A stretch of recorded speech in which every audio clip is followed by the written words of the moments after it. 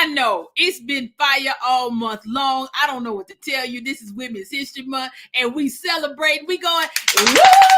We going up. We getting ready to have so much fun, y'all.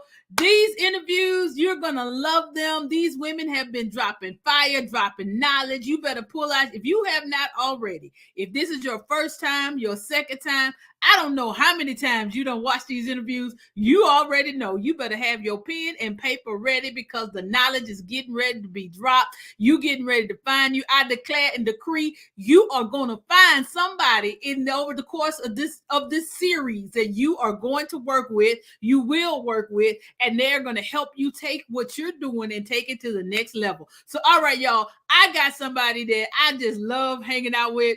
Let me tell you, first of all, don't discredit how you meet people. We met via the web.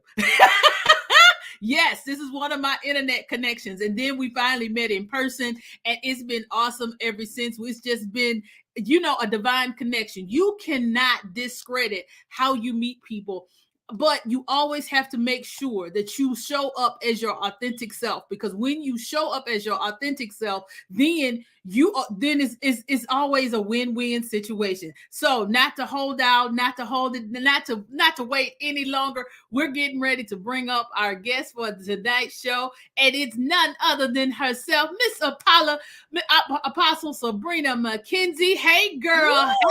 Hey. Yep. What's going on, girl? Work. Busy as usual.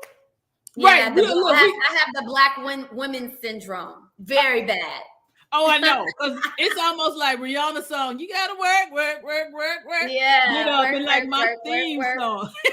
Yes, that is our theme song. And we love it. When you are doing what you're called and assigned to do, it doesn't feel like work. And that's when you can do it all the time. So you have to really be operating in your purpose so you don't feel like you're working.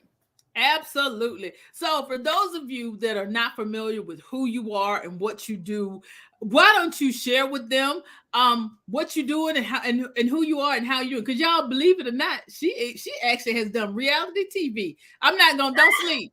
So don't sleep on the word apostle. Don't sleep and don't think that she's not out here in these streets doing things. So I'm going to go ahead and let her tell y'all who she is and what she does. So I'm Dr. Apostle Sabrina McKenzie. As Deborah mentioned, I have a reality show on Bravo called In a Man's World, executive produced by Viola Davis, 3-time Academy Award winner. And the show describes women who are breaking glass ceilings in the marketplace in male-dominated industries. So on the show, I am serving as a pastor. I also am an author of 11 books. I also am a women's rights activist. I am a chaplain by trade. I am a dancing preacher. I am a mom. And more importantly, I'm a lover of Jesus. How about that?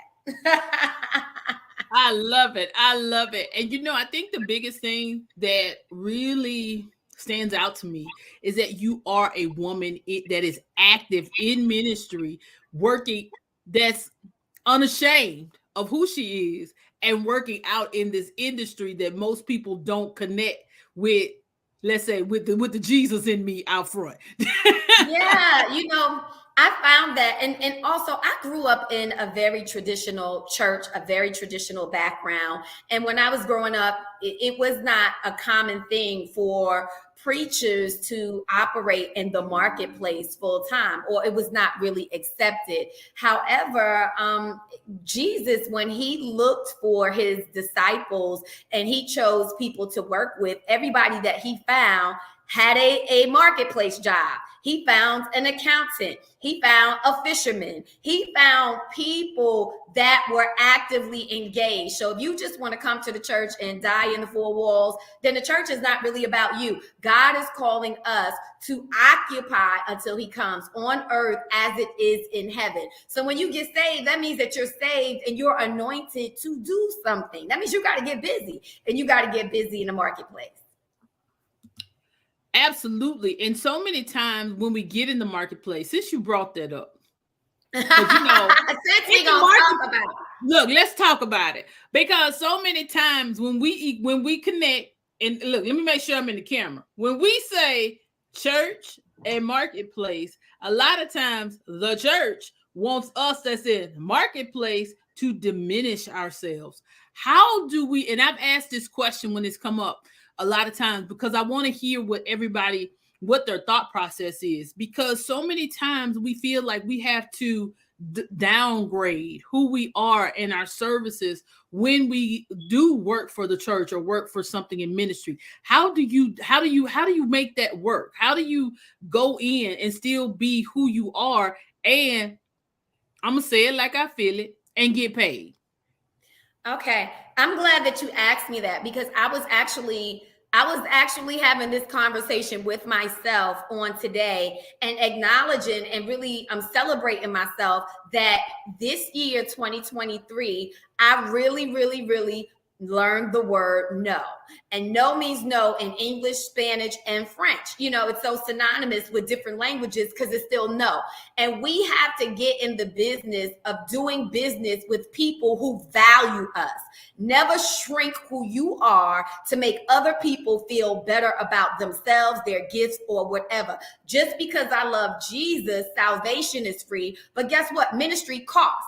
Marketplace costs. My books cost. My experience, it costs. It cost me years in school. It cost me years in seminary. It cost me years of training. It cost me years of sacrifice. It cost me years of time away from my family. So why should I spend all of that sacrifice and all that time and come give it away for free? That doesn't even make sense.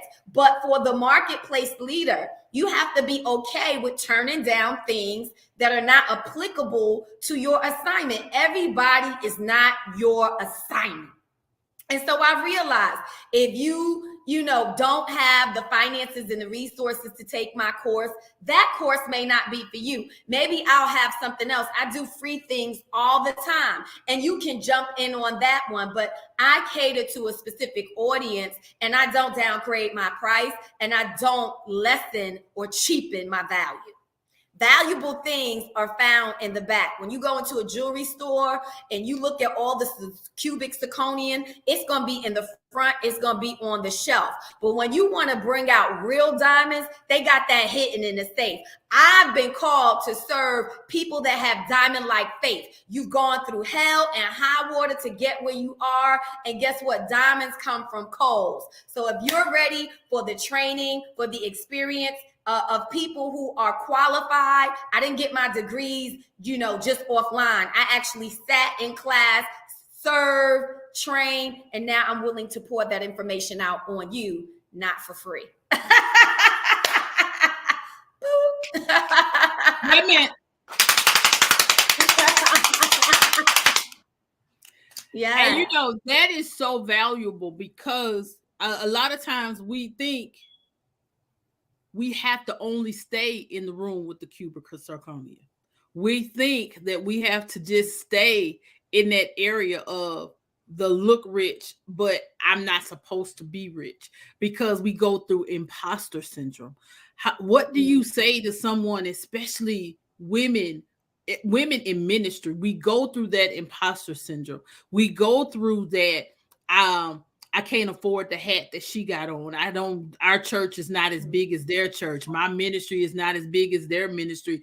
Or when it starts to grow, we start feeling like we don't deserve it. What do you say to that person, that woman in ministry? How can we help build her up today to know that she don't have to stay in front with the zirconia, her cubic zirconia, that she can walk back there to where the real diamonds are? Because see, another thing people got to realize, diamond comes in all shapes and sizes and prices. So how can we get them out of that cubic zirconia mentality?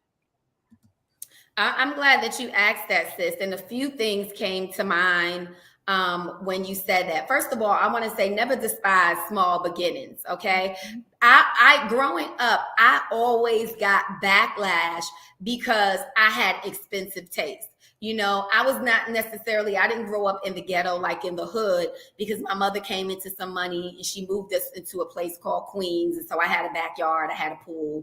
I wasn't rich by no means, but I definitely wasn't poor. But even in the modest situation that I grew up in, I always had a diamond mentality. I always knew I wasn't supposed to stay there. I always knew I was a generational curse breaker. I always knew that God had his hand on my life. And I always knew that I was supposed to be rich. So if everybody was going around and they was dressed down, baby, I was coming out. My mother bought me some sneakers that says Sabrina. I would wear them. I would have my own swag, my own style. And, you know, I always got feedback and flack, because people, you know, would say, you think you all of that, and it don't take all of that. I want to tell you, I want to speak to that woman who knows you're in your situation, but your situation is not you. You may be in the ghetto, but the ghetto is not in you. You may have a small income, but that does not define who you are. You are your mentality. You don't have to, just because you live in Bankhead, you don't have to have a Bankhead mentality. So the first thing is starting with your mind.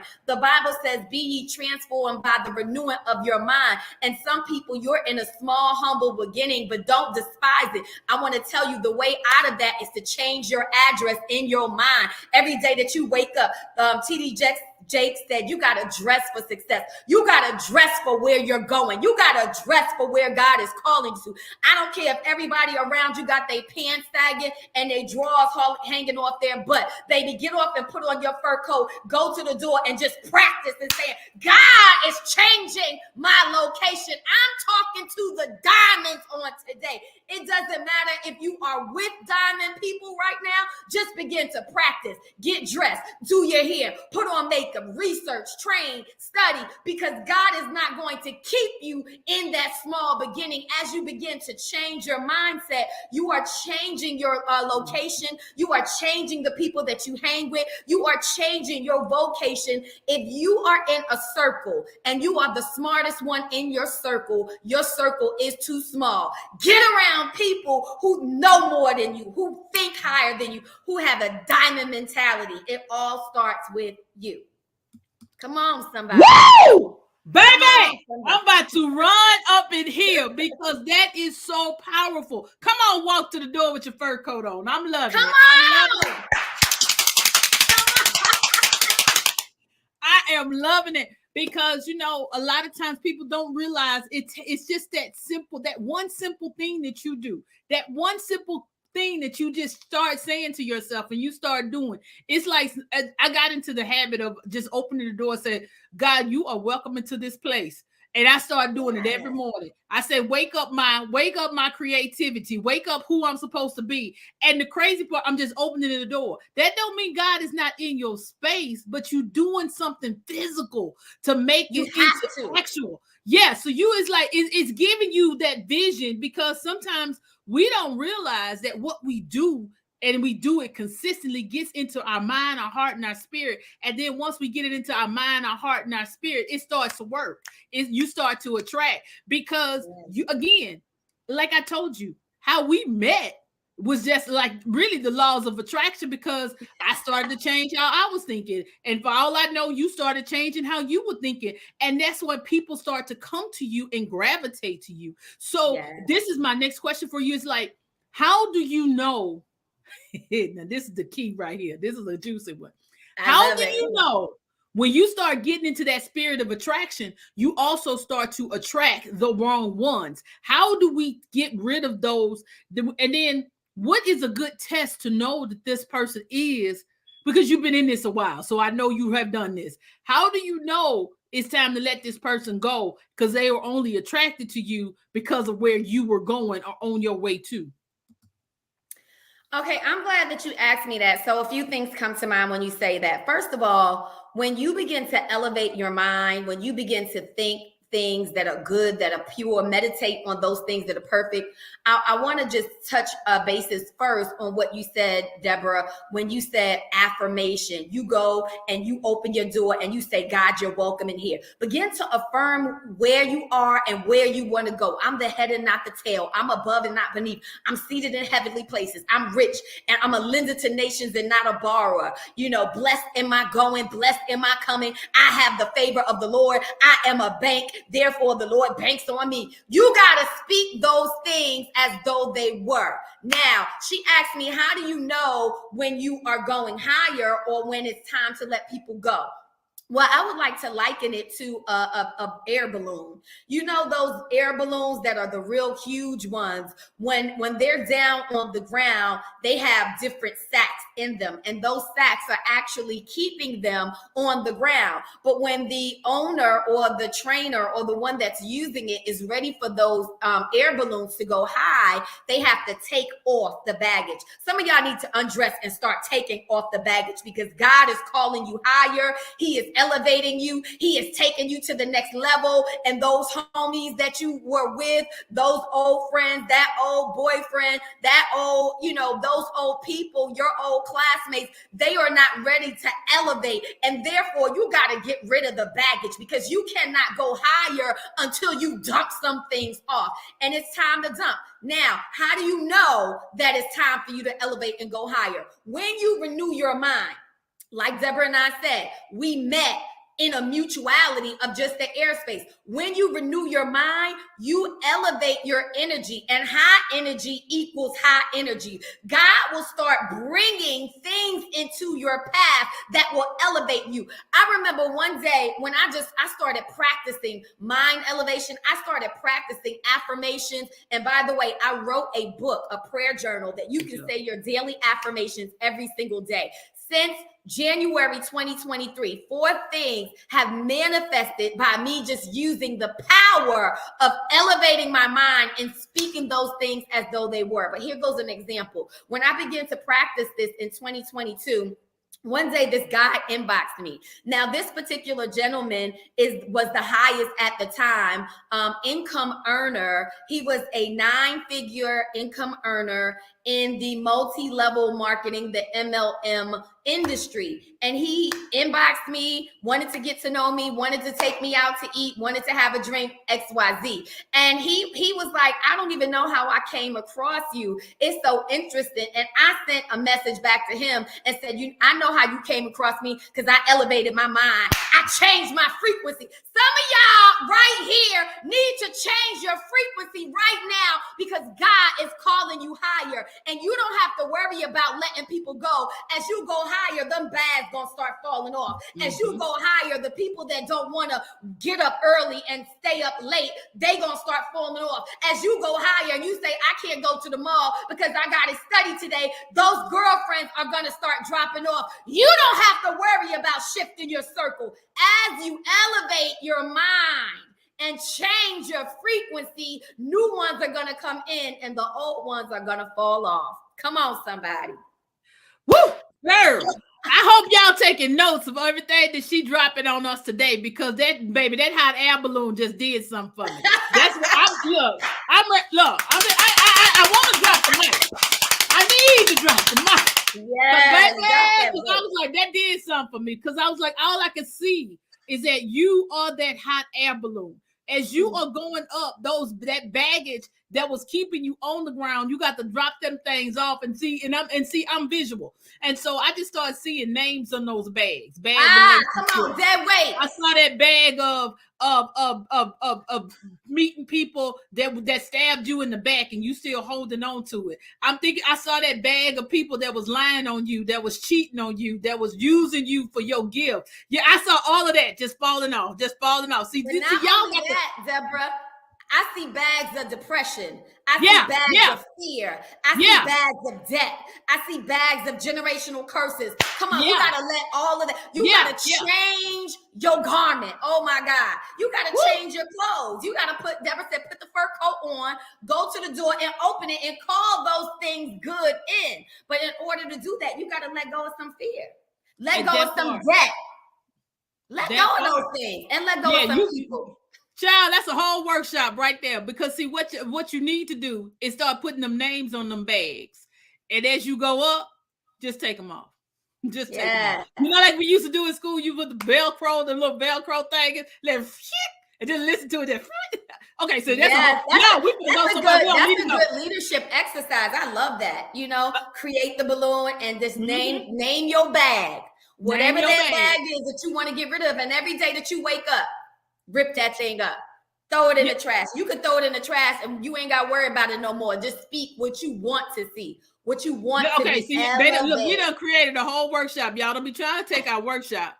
Don't try it. Don't try it. Yeah. Well, you know what? I could be on here all day because see, when I'm all about that motivation, I'm all about pushing that energy onto other people because somebody needs to hear this. Somebody needs to know that they can let go of the bags and that it's okay to go higher. But we got to bring this thing to it. And I want to ask you our last question. When you hear Church Girl CEO, what does that mean to you? That means a woman who is unashamed, unafraid, fearless, godly, placing God first, seeking first the kingdom of heaven and its righteousness, and knowing that God is going to add all things. For God is giving us a Proverbs 31 anointing, the ability to obtain wealth, for the wealth of the wicked is laid up just for you, church girl. So you don't have to be afraid. You don't have to be intimidated. You don't have to wear a whole dashiki with a long skirt to your ankles. You can go and command and do business. You don't even have to say the name of Jesus in the marketplace. When you go in, your light will shine so much that the world will be drawn to you. That is the Church Girl CEO. Yes, that is, because you know what? Sometimes people, okay, we ain't gonna go there because we go, I'm not gonna do it. I want you to tell everybody how they can get in contact with you, how they can work with you, how they can get a copy of the book, any upcoming workshops, whatever they can do to connect with you. I want you to share that with our listeners today. Awesome. We have a nationwide movement, okay, of women in business and ministry, a nationwide network. And so I want you guys to join us. We're going to be meeting March the 25th in Detroit. It's actually where our network kicked off, but we have network leaders all across the USA. So if you are a woman in business and in ministry, fellowship, iron sharpens iron. Remember, high energy equals high energy, and high energy equals high income. So I want you to just partner with me. Sabrina McKenzie on everything. Apostle Sabrina McKenzie on Instagram, Apostle Sabrina McKenzie on Facebook, on all social media platforms. And I'm looking forward to seeing you, Church Girl CEO. I love it. I love it. I love it. Well, y'all, it has come to an end. I know this thing was fire. I know y'all, look, go ahead and hit replay. Go ahead, share it with your friends. Go ahead and be on the lookout, because anytime you see hashtag 50 high achieving women, you better click on it, because you ain't no telling what you're going to get. Y'all, look, let me go, because it's just too much for me. It's too much for me. All right, y'all, I love you to life. It ain't nothing you can do about it. Have a great one.